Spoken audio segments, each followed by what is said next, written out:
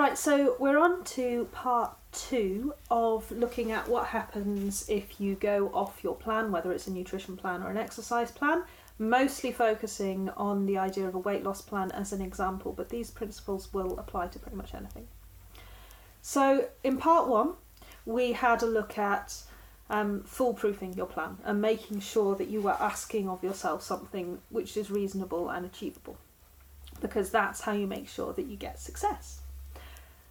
What I want to look at now is what happens if you suddenly find yourself not where you want to be on your plan. Maybe there was something that you planned to do that you didn't do, or something you didn't plan to do that you did. And I'm going to break this down into 2 different situations. The first is a short term and the next is a long term. So if you've fallen off your plan for the short term, this is what it means.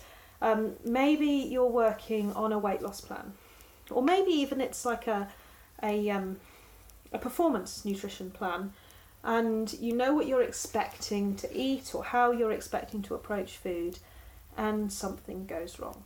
Examples of things that might go wrong. Say you've had a relationship problem and you decide to watch films and eat ice cream and cry. That's all right. It's a perfectly reasonable response. There are no wrong responses to these sorts of situations. You might have found yourself at a family gathering or a party and realised that there was nothing to eat that you would normally eat on your plan, or you're presented with something like, say, a big family meal, and it takes you back into your previous habits of eating because that's how your family eats. Whatever it is, you might find yourself presented with a situation where you eat in a different way to how your program suggests that you might, or how you had been planning to. Now, the first time this happens is a really key point. So just imagine yourself, you come to in a bit of a daze, and you find yourselves in the middle of a buffet restaurant surrounded by empty plates, and you are definitely more than 4 out of 5 on the fullness scale. In fact, you feel like you might have to be rolled home. The first thing we do is we don't panic, because panicking is a bad place, and panicking is a disordered response to food. If that is how you immediately feel, then that's okay. It's all right to feel that. There's no wrong way to feel. But you need to take a deep breath. And you need to remember it's not the end of the world. The thing that gets you results is consistency. It's how you behave consistently. So overeating on one Saturday in June, it's going to put you slightly off track maybe, but it's not broken your diet. And this idea of breaking the diet, it's a very, it makes it sound like a big deal. It's not. Eating an unplanned piece of cake, or eating a couple of plates of chips when you didn't intend to, you haven't broken anything. You've just eaten something you didn't plan to. It's not a big deal at all. You can forgive yourself for that. And that is the most important thing. Firstly, is to forgive yourself. Because it happens. It just does. It's all right. The only time this becomes a problem is if you allow that to then affect your attitude to the rest of the program. If you find yourself going, oh, my diet's broken, never mind. That's that done. Can't do dieting. Rubbish at dieting. That's why I hate the word diet, because it's associated with all these ideas of failure. You haven't failed, you've just eaten some food. It's not a big deal at all. So you forgive yourself. You say, it's okay, it happened, it's done. And in the short term, your response to that needs to be to get back on plan straight away. So most people who are working with me are working on hunger cues. So if you have overeaten, you probably feel really full, maybe a bit nauseous, maybe a bit physically uncomfortable. So don't eat again until you feel hungry. And I've practiced this for science. I have indeed overeaten whilst working on hunger and satiety cues, and I have found that if I overeat at lunchtime, by dinner time I don't feel like eating a full normal dinner. I feel a bit hungry maybe, but not big meal hungry. So what you need to do is wait until you feel hungry and then eat a light meal that has protein and vegetables in it. And that is fixing your diet. You don't need to go mad and do tons of exercise. You don't need to starve yourself the next day or any of that nonsense. You just need to wait until you feel hungry, eat a meal that has protein and vegetables in it, and then get back to how you were previously working. Remember, this is a practice. We practice it every single day.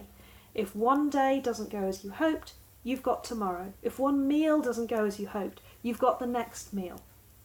It's not that big a deal to do once. Now, if you did this every week, then yes, that's becoming consistent. And consistency is what drives how you are overall.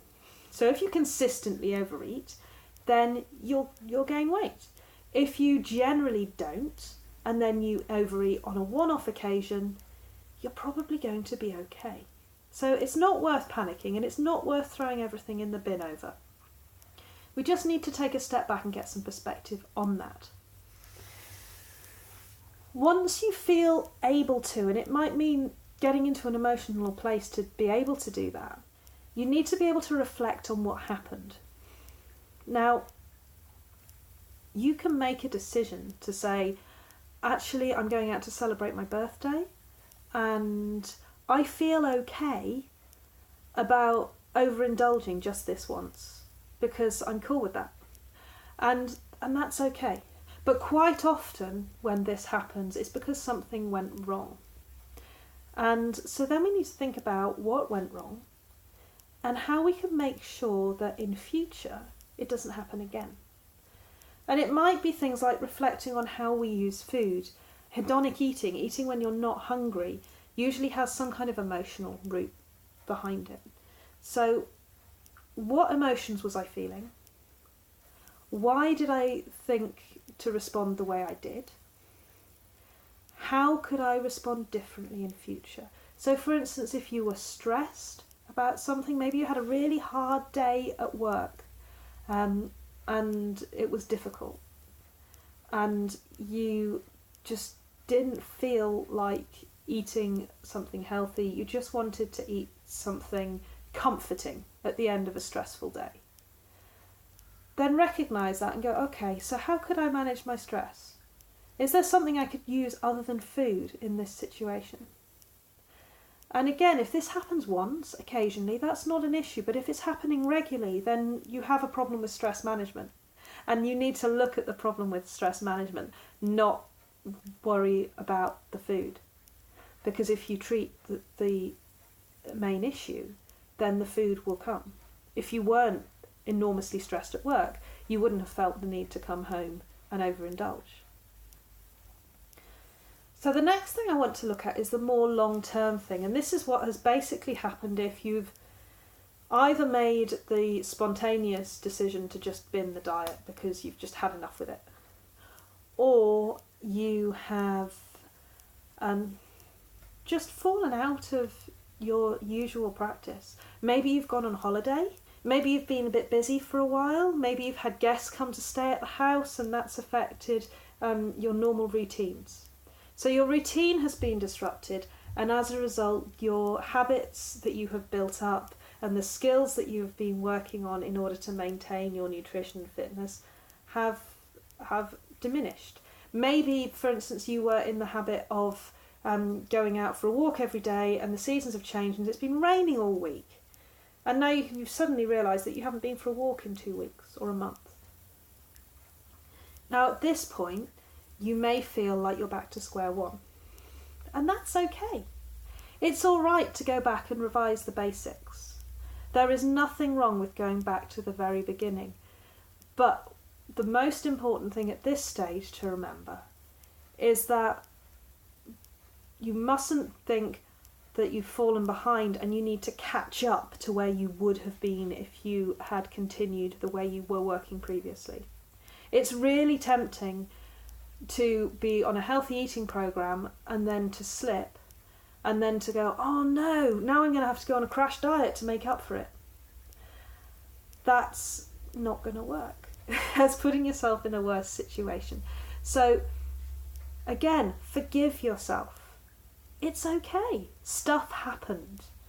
There is nothing wrong with you if you have struggled to maintain your habits for nutrition and health. That's normal. Everybody at some point will lapse and will find that something else takes priority. And that's okay. Your top priority is not always going to be eating and exercise. For some people it is, and that's those Instagram models again. But if it's not your job to eat and exercise well, you're going to find that there are times when other things will take priority. And even if it is your job, then sometimes other things in life will take priority. And that's okay. You know, health and fitness is my job. But there are still times when I'm running around after clients and family and things like that, and I think, where am I going to fit my training in today? And that's normal. Everybody struggles with those things. So it's all right to have to get back on track. And getting back on track might mean picking up where you left off, but it might also mean taking a step back. It might mean going back to something that you find easier. And like I said in a previous video, it's about giving yourself the things that you can achieve and get some wins under your belt. So maybe you were towards the end of a program and you felt that you were doing quite well on it, but then you just stopped and reverted to where you were before you started the program. It's okay to start back at the beginning of the program. It's not going to hurt you. You're working on skills that you're going to be using for the rest of your life. And that's fine to keep working at those things. And it's fine to take it back to drinking a glass of water with every meal, or just focusing on how you feel and how hungry you are, rather than trying to do high-level skills that are perhaps a little bit out of your reach because you haven't practiced so much. If you think of it as something like playing a musical instrument, you might have been an expert concert level player, but then maybe other things get in the way and you don't pick up the instrument for a couple of years. You're not going to be back where you left. You're going to have to go back and practice some scales occasionally and do that. The basic skills of the habit-based nutrition that I coach everyone, whether they're a PT client or a nutrition client or a coaching group, they are the scales of health and nutrition and the scales of movement. They are things that it is perfectly okay to go back and practice and reflect on and work on, even if they seem easy, because getting those skills right is the absolute key. So don't be so tough on yourself. It's okay. Progress is made by moving backwards as well as forwards. And every single day and every single meal is a new opportunity to work on it and to do a little bit better. Or to not do a little bit better, but at least you're working on it.